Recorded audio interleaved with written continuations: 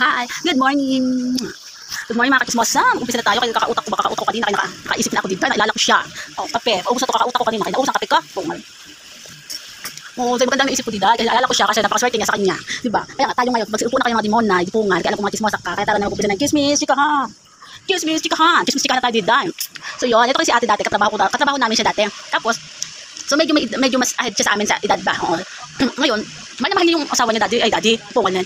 Yung asawa niya, napakabait, sobra. Tapos yung asawa niya, nag-abroad. Pero sa ilang taon na trabaho, meron sila laging, every 2 hours yata, every 3 hours, pwede silang umuwi. Tapos babakasyon, after 3 months, nagbabakasyon. Kaya tuwan-tuwa siya kasi nakakasama niya yung asawa niya.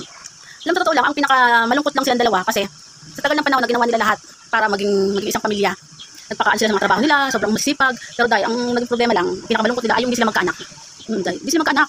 Tapos, ang nakakatuwa lang doon sa relasyon nila kasi kahit nag-abroad yung asawa niya, never na magkaroon na babae.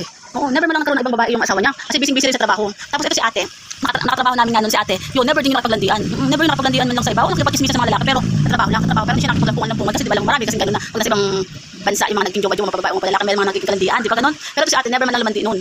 Tapos, dumating sa time na tuwan-tuwa sa amin si ate kasi nga magiging magbabakasyon siya kasi darating yung asawa niya o dahil kasi gusto niya magka-churba na. Okay, ilang taon na hindi na naman sila nakaka-churba ng asawa niya o dahil natawa kami ng tawa kasi tuwan-tuwa siya kasi makakatikim na naman siya sa pag-churba. Okay, push talaga silang mag-asawa na mag-chuk-chak chenes. So dahil gusto talaga nilang dalawa talaga na magkaroon ng anak. Dahil ginagawa talaga nila lahat pag nasa bakasyon yung asawa niya. Talagang lahat nagpo-focus silang dalawa para lang magtukyakan. Totoo lang dahil alala mo na ikaw ba minsan mo lang makita yung jowa-jowaan mo o karelasyon niya mag-focus lang kayo sa chuk-chak chenes. Oo, at least hindi ka na sa ibang tao para makapag-chuk-chanes, no? At least silang dalawa kahit na minsan lang sila magkita sa bawat taon na nangyayari dahil sa mga trabaho. Sila naging focus talaga dahil. Tapos sa lahat-lahat ng ginawa nila, nagplano silang dalawa. Nag-usap si lalaki bago siya umalis sa Pinas. Nag-usap sila mag-asawa na mag-chuk-chanes sila, chuk-chak chenes dadayo.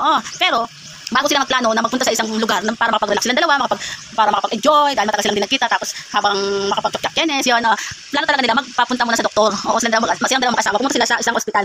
Tapos kasi dati never nilang plano magpa-check up sa doktor kasi nga ang para sa kanila nakapokus lang sila pag nakita sila chak-chak-chenes na, tapos ayun ang ending zero pa rin kasi hindi talaga makabuo si kuya at saka si ate, hindi makabuo. So after nun, ang ilang linggo na habang nag-uusap sila, nagkita silang dalawa, nagpaalam na rin ng trabaho si ate, sa trabaho namin, nagpaalam muna siya magtrabaho ng 2 months magbakasyon.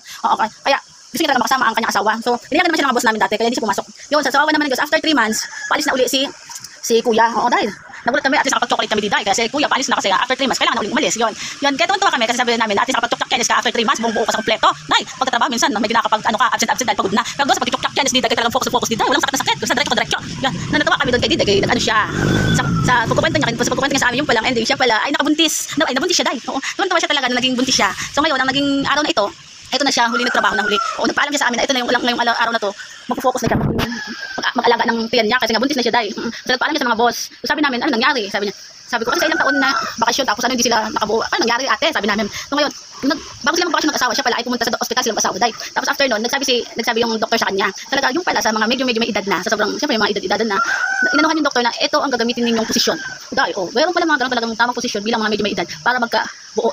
So kumbaga, swerte na para makabuo, magtiwala ka lang sa sinasabi ng doktor para at least makinig sila kasi gusto talaga nila magkaroon ng magkaanak kasi sa sobrang may edad na sila hindi pa sila nagkaroon ng anak. So nagbigay sa kanila yung doktor tapos ganoon natawa kami kasi sabi ni ate sa amin na ito pa lang binigay ng doktor itong posisyon na to kaya talaga pinag-focus siya dito focus dito mga sa 3 buwan na ginawa bakasyon ni kuya talaga lahat pinag-push siya na lahat ng buwan lahat ng araw na ito kanyang posisyon na agad dahil pagising ko lang nakaposisyon na agad dahil ganoon nakakaloka talaga kami dahil ayun pala ang pag-aano niya para siyang nakatuwad alam mo yun nakatuwad yung pag-exercise nakatuwad ganyan kaya tawa kaya ayun talaga naging pwesto nila sobrang focus na makabuo. Sa awan naman ng Diyos, after ng mga 2 months, nalaman na nila, nagpa-check up sila dun sa doktor kasi nga hindi niregla si ate, kasi kahit medyo may edad, nagkakareglahan pa nun dati. Kahit man ako may edad man ako, may regla pa din ako dito.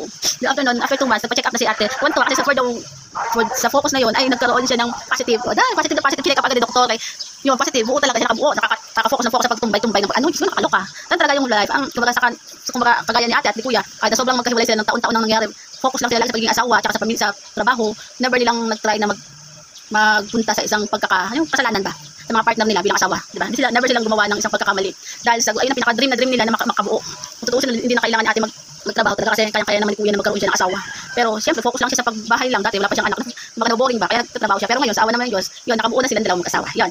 Kaya tuwan-tuwa after 3 months, siyempre at least si kuya sa 2 months nakabuo na siya si ate. After 3 months, aalis na siya, punta na siya ulit sa abroad. Yun. Pero tuwan-tuwa naman sila kasi pag bago naman siya lumabas ng baby, bago siya manganak, darating din si kuya kasi nga para dumating siya na lalabas yung bagong baby nila, di ba? Yung positive, yun lang, pa-check lang ako kasi sila, yung mga kung paano mag-chuk-chak kenes, pag yung ano, para makabuo. Yan, ganun, di dahil, kaya dapat nang antay-antay lang sa mga nasa abroad, hindi puro lang maka-chuk-chak kenes sa mga taong makikita para makarelax lang. Pungan, yun, love is love, yun na lang, nang landi-landian, pungan. Okay, goodbye. Goodbye na mga kachurba.